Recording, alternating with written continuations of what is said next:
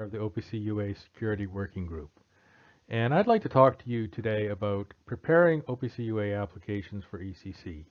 I'm also going to touch a bit on the overall process that the OPC Foundation uses for managing security issues. So one of the challenges of the security environment is it's constantly changing. Um, Cyber attacks occur, vulnerabilities are reported. National agencies such as BSI in Germany or NIST in the United States provide recommendations on security and the constant march of technological change. And in order to manage all of this information that's coming at us, the OPC Foundation set up a team of 25 or more security specialists from all different member companies that meet every week to discuss whatever has come up most recently and and develop plans and strategies for dealing with any issues that have appeared.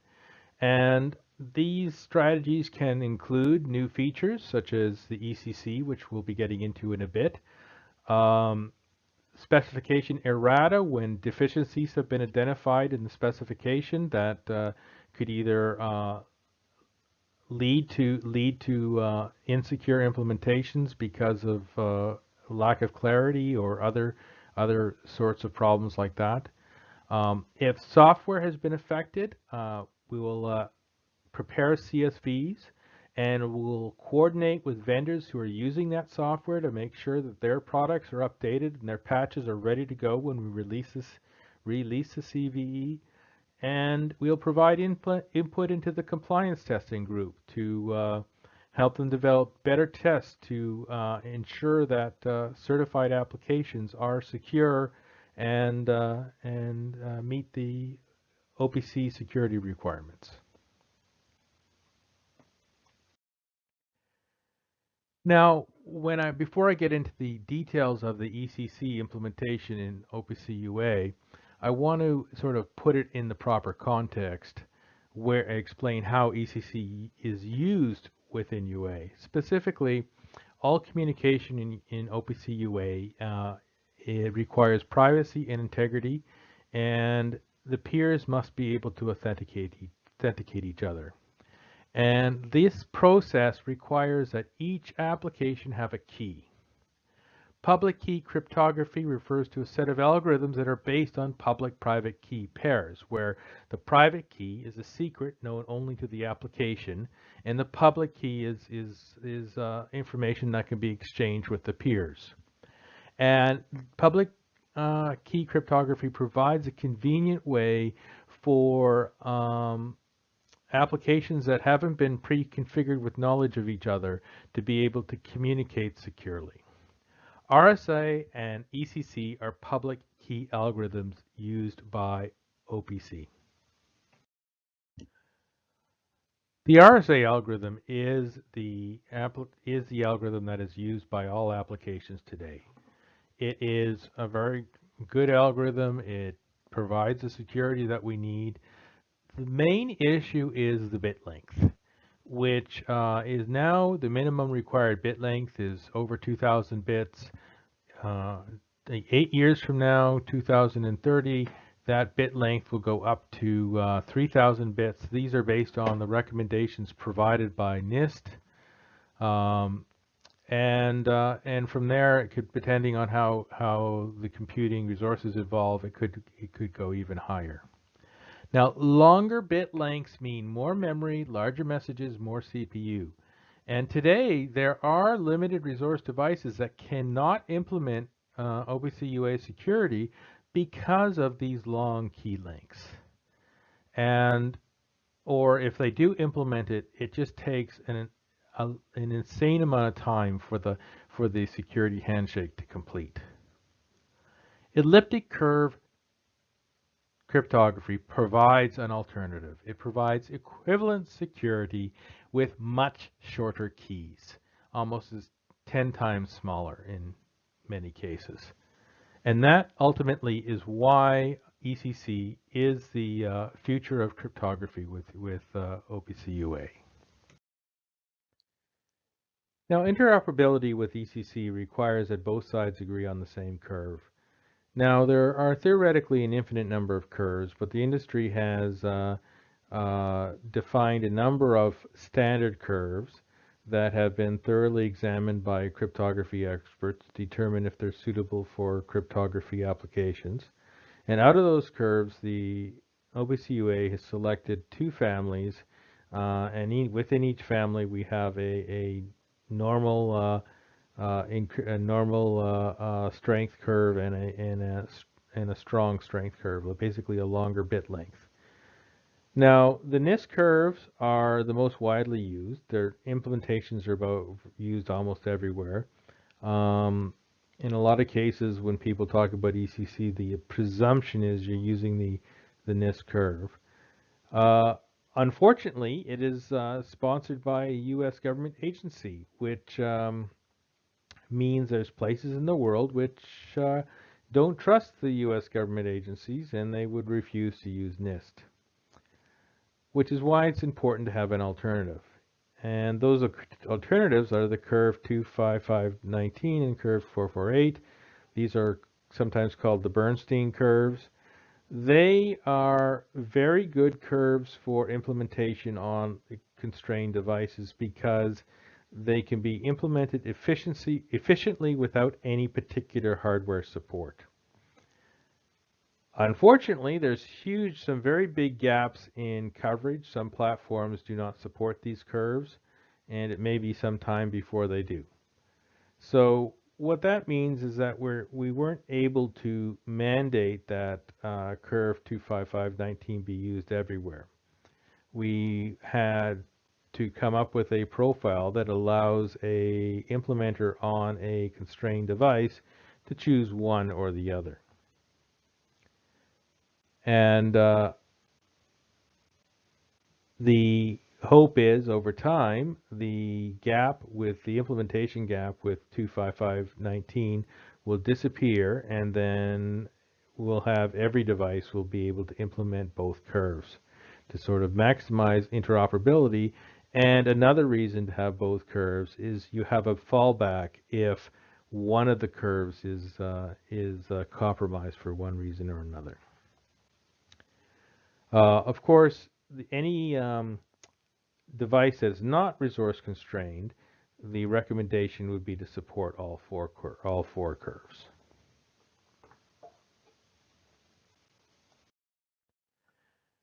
Now, in sort of following on the trend when it was mentioned before about how the OPC UA Security Working Group reacts to cyber threats or cyber attacks that get reported, and we look at these things and figure out what changes are needed for OPC UA. The Heartbleed exploit that for OpenSSL was discovered a number of years ago. We figured out that it didn't directly affect OPC UA because RSA already had a partial solution. But the industry standard now is to require perfect forward secrecy. This is basically an algorithm that allows for data encrypted today to be protected even if the keys of one of the partners has been compromised in the future. And so OPC with ECC has a complete PFS solution, and it's mandatory, and it's just an example of how OPC UA is evolving as technology evolves, and basically as industry requirements change and as industry expectations change. Now, when you actually want to establish an OPC UA communication with ECC, you need to have a certificate, and each curve supported by an application requires a different certificate. So an application that supported all four curves and RSA would need to have 5 certificates. So the handshake that's already in place with OPCUA, where you call get endpoints, you get back a list of endpoints with a security policy URI and a certificate, already provides a mechanism for the client to get all the certificates that the server has available for use with the different ECC algorithms. It would then pick one of those certificates that matches what it has, and then would use that to create the session. And then the rest of the session would go on using the algorithm selected by the client.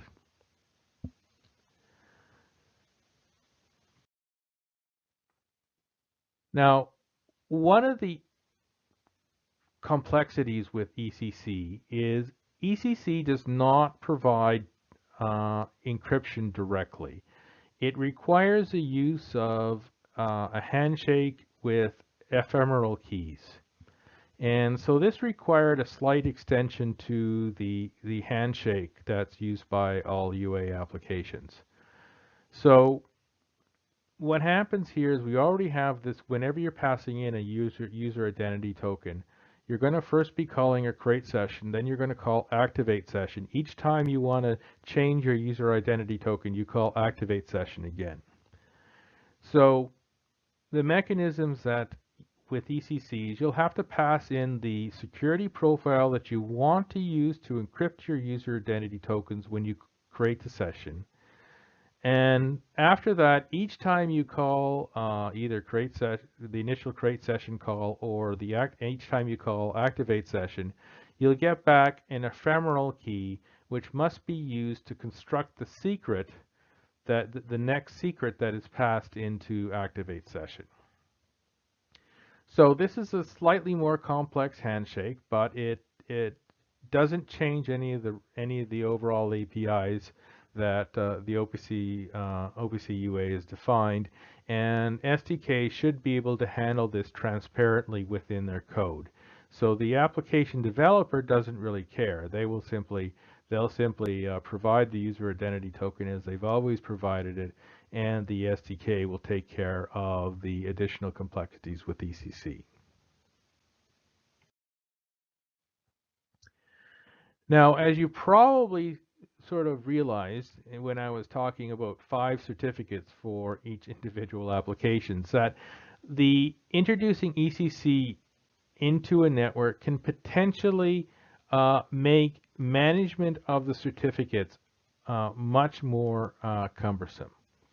And this means that a certificate manager has become a practical requirement for any ECC installation. Now, certificate manager is often called a GDS, but it is an API to the PKI infrastructure that is available in a particular factory. And it allows OPCUA applications to use OPCUA APIs, specifically method calls, to get the certificates and trust lists that they need. So there's 2 different APIs. There's an API called the push management that servers implement, and it allows the certificate manager to connect to the server and provide the server with all the certificates that it needs and all the trust lists that it needs. The certificate manager also allows the pull management mode where clients connect to the certificate manager and request the certificates that they need as well as the trust lists.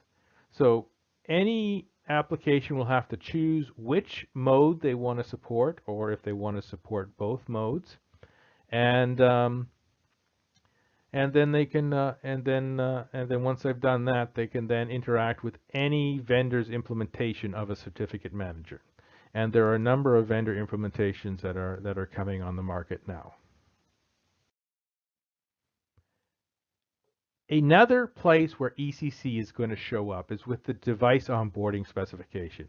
Device onboarding will be released as part of 1.052, and it allows devices to be plugged into the network and automatically configured and provided with all the certificates they need without the need for any human intervention. However, this mechanism, to be done securely, requires that devices be authenticated with a certificate that is installed by the manufacturer. called the Device Identity Certificate.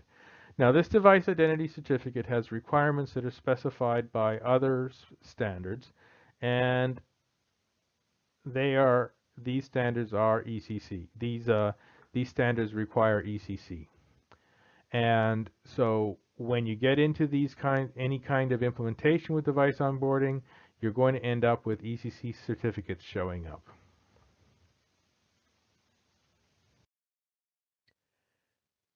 So what are the next steps for a vendor with an application that you'd like to support ECC with? Well, the first thing is you'll have to figure out whether the SDK you're using, either a commercial or open source one, has released their ECC support. Some have already done this, and others the support is coming soon.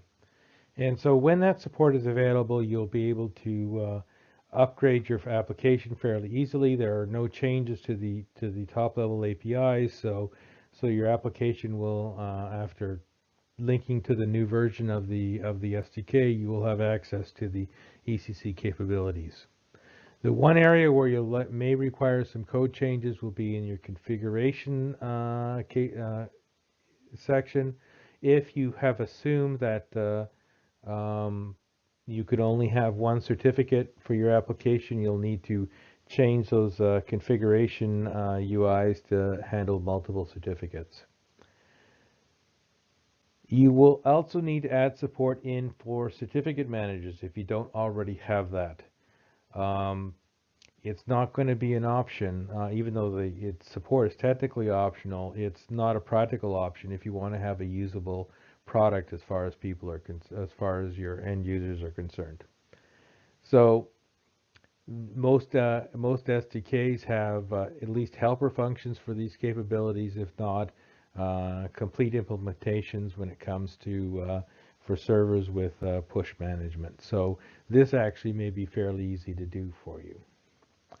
And so basically that's it. Once you've sort of pulled those things together, you'll have support for ECC, and you'll be able to ship your upgraded products. Now, it's important to remember that the technical details of ECC and RSA are not things that end users should have to know or care about.